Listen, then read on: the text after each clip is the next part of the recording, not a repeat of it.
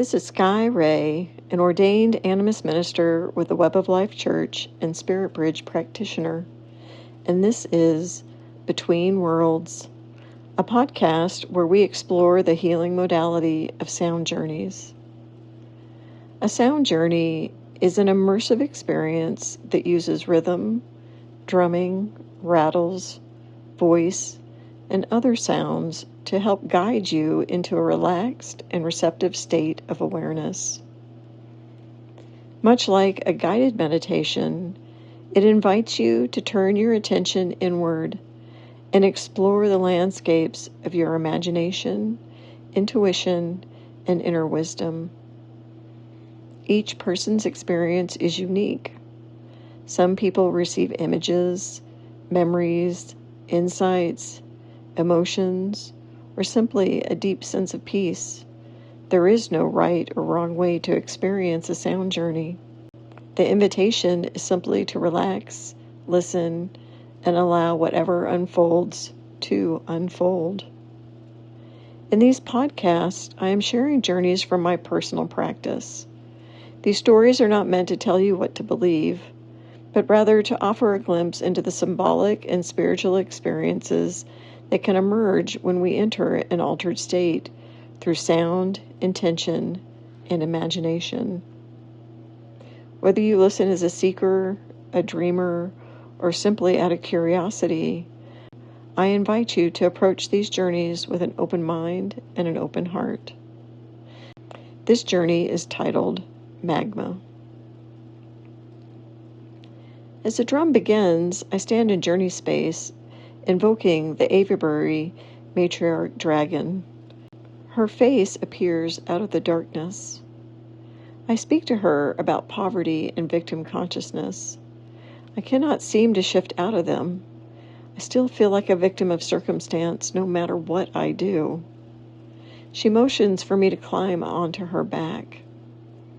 We fly and fly until she lands with a giant thud upon the ground. I dismount and immediately recognize the place. Stonehenge. She instructs me to stand in the center of the circle. You are the center of the wheel, she tells me, from which all else radiates.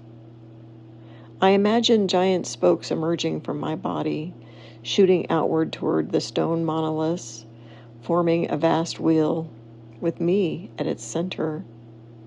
I begin to turn, and as I turn, the monoliths move with me. She instructs me to make one full turn clockwise, then another full turn counterclockwise. I do as instructed, and then begin moving intuitively on my own. A quarter turn, a half turn, 3/4 of a turn. It feels like a combination lock, and somehow I know the code. When I am finished turning, I lie face down upon the ground. The earth swallows me. I am physically in Maui, and the ground opens beneath me there as well. I fall down a chute of lava, a magma waterfall. Over the edge, I plunge into a vast pool of molten fire. The lava pushes me towards a shelf of hardened rock, lifting me right up upon the black earth. A being made entirely of lava appears before me. Are you Pele? I ask. She tells me she is older, more ancient, from a time before even Pele. Why am I here? I ask. Come, she says. There's something for you to do. We walk down an earthen corridor until we arrive at a vast cave-like chamber. In its center lies a single pool of water, steaming with mist. She asks if I will enter the water. I agree. As I wade into the pool, I feel immense movement within my body. The water is hot, and my body responds to it. She enters the water with me. Then she asks for permission to enter me. I hesitate and ask if she can be trusted, if she will not harm me, and will act only for my highest and greatest good. You are our child, she says gently. We would never harm you. I agree. She merges with me. Then I hear a voice. We love you, dear child, it says. You are a child of God, but like all children, you are destined to become greater than the parent. That is the nature of creation. When a being wishes to become greater than itself, it creates a child. Children are the greater manifestation of the parent. You are growing so fast. You are God's manifestation becoming greater than itself. Why can't I remember anything, I ask. All will be revealed at the right time, the voice replies. Now is the time for trust and faith. The being separates from me and once again stands outside my body. As I step out of the pool, I find myself back at the beginning, which is also the end. In this journey, I noticed that I began by asking about poverty and victim consciousness. I wanted to know how to escape the feeling that life was happening to me rather than through me. The response I received was unexpected. Before I was taken into the depths of the earth, I was shown myself standing at the center of a great wheel. Everything radiated out from that center. The message was simple but profound. I was not standing at the edge of my life. I was standing at its center. Often, when we feel trapped by circumstances, we begin to believe that our lives are controlled by forces outside ourselves. We forget our relationship to the greater whole and lose sight of our own capacity to participate in creating what comes next. The journey then carried me into Magma, the molten heart of the earth itself.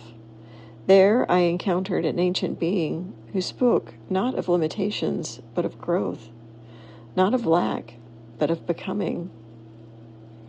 Perhaps the lesson of this journey is that growth requires trust, just as magma remains hidden beneath the surface while shaping the land above. There may be forces moving within our lives that we cannot yet see or fully understand. Sometimes the next step is not knowing. Sometimes the next step is trusting that we are already becoming more than we currently realize. The message from the voice feels significant because it shifts the focus away from healing a wound or solving a problem and toward the nature of existence itself. Throughout much of the journey, I am being cleansed, comforted, and restored. Then unexpectedly, the voice begins speaking about creation, growth, and destiny. What stands out is a statement that children are meant to become greater than their parents. This reverses a common spiritual assumption that the highest goal is to return to or merge completely with the divine source. Instead, the message suggests that creation is an ongoing process of expansion.